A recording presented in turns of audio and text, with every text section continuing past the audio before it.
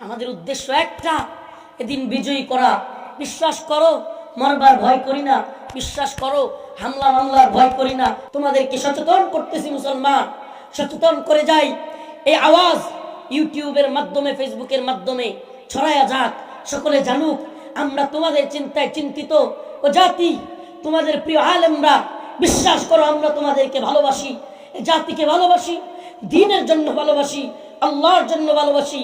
এ জাতির পেরেশানি আমাদের অন্তরে আছে। এ জাতির পেরেশানিতে রাতকে রাত ঘুমাতে পারি না। ওয়াল্লাহি বিল্লাহি তাল্লাহি রাতকে রাত ও ঘুমাতে গেছি জেলখানায় এ জাতির চিন্তাই। ও জাতি, বিশ্বাস করো তোমাদের প্রিয় আলেমদের থেকে তোমাদেরকে এরা বিচ্ছিন্ন করতে চায়। কেন?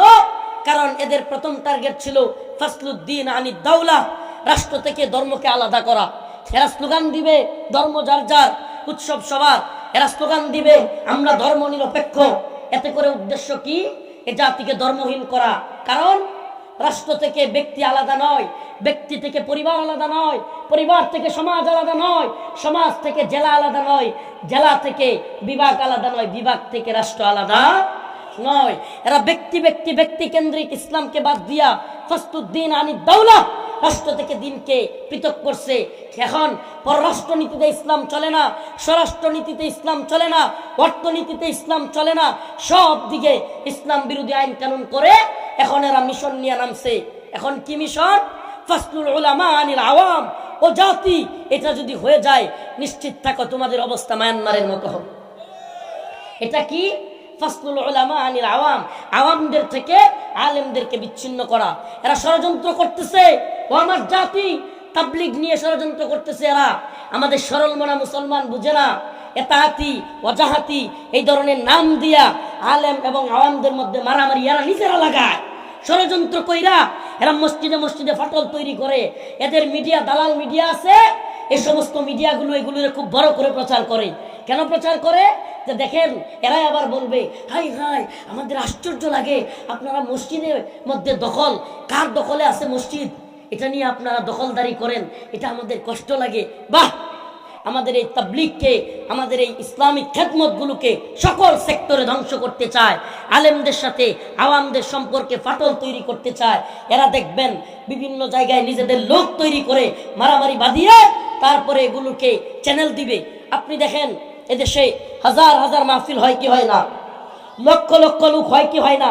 এই দালাল মিডিয়াগুলো কোনো একটা মাহফিলের কভারেজ দিছে যে অমুক জায়গায় অমুক আলেম এসেছেন, 1 লক্ষ লোক হয়েছে, মানুষ খুব উৎসাহ নিয়ে তাদের কথা শুনেছে। এটাই আমাদের 100 বৎসরের ইতিহাস, এটাই এই অঞ্চলের 100 বৎসরের ঐতিহ্য। একটা নিউজ করছে, দেখান আমাকে এই দালালগুলো কোথায় 4টা নর্তকী ল্যাংটা নাচতেছে, ওর মা বোন, এই বদমাইশগুলো এদের ভিডিও কইরা দেখবেন ছাইরা।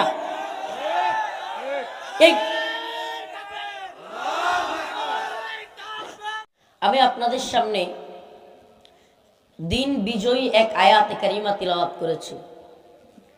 আল্লাহ পাক এই দিনকে কেন পাঠালেন, রাসূল সাল্লাল্লাহু আলাইহি ওয়াসাল্লামকে কেন পাঠালেন, কি উদ্দেশ্যে পাঠালেন, আল্লাহ তাআলা এই আয়াতে কারিমায় এই কথাগুলোই উল্লেখ করতেছেন।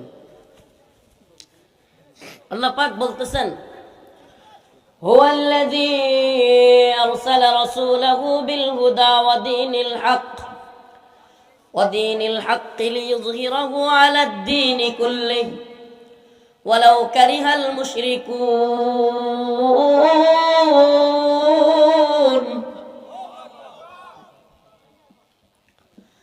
আল্লাহ বলেন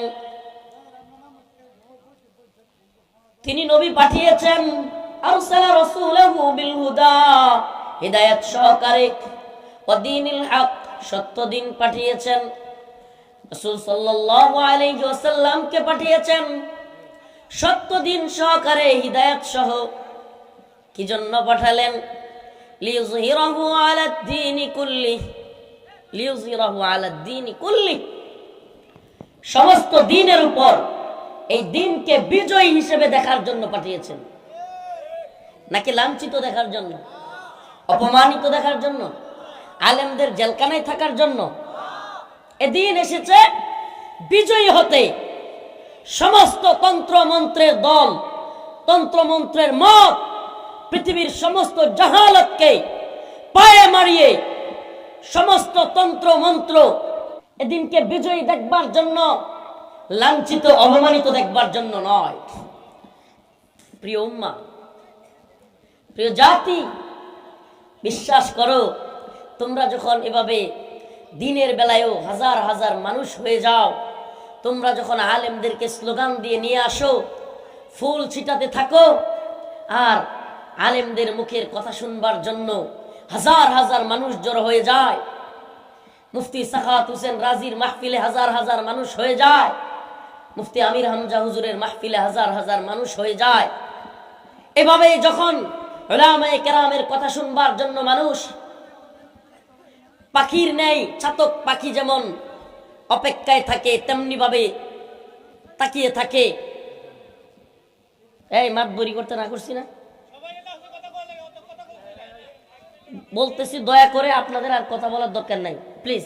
আমি বলতেছি, মুরব্বীরা, বাবারা, দয়া করে কেউ অমুক বসেন তমুক দাঁড়ান বলার দরকার নাই। কথা শোনা যায় না? তাহলে শুনছেন কেমনে শোনা যায় না? যে কথা শোনা যায় না তেমনি বললে জানলেন কেমনে কথা শোনা যায় না? কথা শোনা যায়? আরে ও আমার জাতি, এজন্য কয়েকটা মেসেজ দেওয়ার জন্য আসছিলাম। বিশ্বাস করেন, আপনারা যখন এভাবে জৌলুস দিয়া, আলেমদেরকে ফুল দিয়া, স্লোগান দিয়ে নিয়ে আসেন, হাজারো মানুষ বসে থাকেন, এটা যে এদের কি পরিমাণ জ্বলে এটা আমি নিজে দেখছি।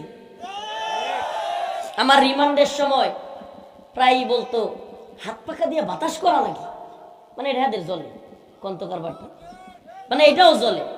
আমাদেরকে কেউ বাতাস করে, এটাও কি? টিস্যু দিয়ে আমরা মুখ মুছি, এটাও জ্বলে। বাবা, আপনাদের নিয়ত সহি করেন। আপনারা অনেকেই আইছেন খালি দেখবার লাগে, দিনের কথা শোনার জন্য না, এটাও ঠিক না। এই যে নিয়তটারে খাঁটি করেন যে আলেমুল আমাদের কোরআন অনুযায়ী কথা শুনবো, আমল করব, বিশ্বাস করেন মাইক ঠিক হয়ে যাবে। আর মা বোনেরাও নিয়ত করেন যে দেখবার লাগে আইছি না, কথা কয়েকটা শুনে আমল করব। আর পর্দা টর্দা যদি ভাঙিয়ে ফেলেন তাইলে মাইক নষ্ট হয়ে যাবে। পর্দা যদি তুলে ফেলেন তাইলে মাইক ঠিক থাকবে? এখন শোনা যায়? এনে শিক্ষার দিন ঠিকই শোনা যায়। তো বলতেছিলাম, এটা এদের খুব কষ্ট দেয়। আপনারা যখন আলেমদেরকে এত সম্মান করেন, এত মহব্বত করেন, এটা ওদেরকে খুব কষ্ট দেয়। আমি মাঝে মাঝে ভাবতাম যে মাহফিল কমায় দিব কিংবা মাহফিল বন্ধই করে দিব। সত্যি মন থেকে চাইতাম, এত পেরেশানি, এত জার্নি, এত কষ্ট আমি নিতে পারি না, ছোট মানুষ তো, অসুস্থ হয়ে যায়। এখন দেখি বাতিল তাগুত জালিমের বর্তমান এই ভূখণ্ডে সবচাইতে বেশি টার্গেট হলো এই দ্বীনের মাহফিল। কারণ এই দ্বীনের মাহফিলের জন্য এখন আর আমাদের মা বোনেরা কিংবা আমাদের ভাইরা, আমাদের যুবকেরা যাত্রা পালায় যায় না। ডান্সের অনুষ্ঠান বন্ধ হয়ে যাচ্ছে, সিনেমা হল বন্ধ হয়ে যাচ্ছে, নর্তকীর নাচ গান বন্ধ হয়ে যাচ্ছে। এটা বাস্তবতা। এখন এদের জ্বলতেছে বাঙালি সংস্কৃতির নামে হিন্দুত্ববাদ,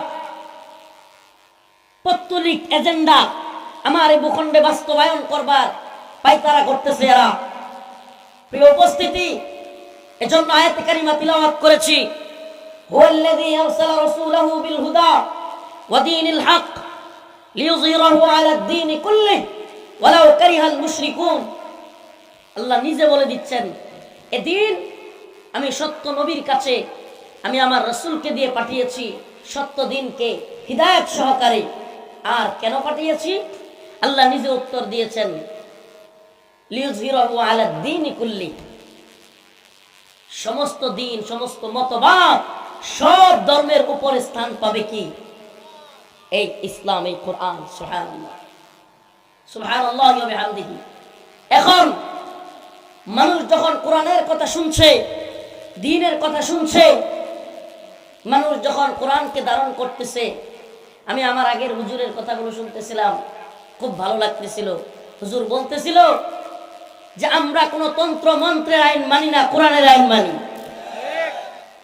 এ কথা মুমিনদের কানে বেশি বেশি আওয়াজ দিতে থাকলে, আরে ভাই মৃত মানুষ মারা যাচ্ছে প্রায়, যখন সাকরাত শুরু হয়ে যায় সেই সময়ে কি বলা হয়েছে? কালিমার তালকিন করতে, ঠিক কিনা? কেন?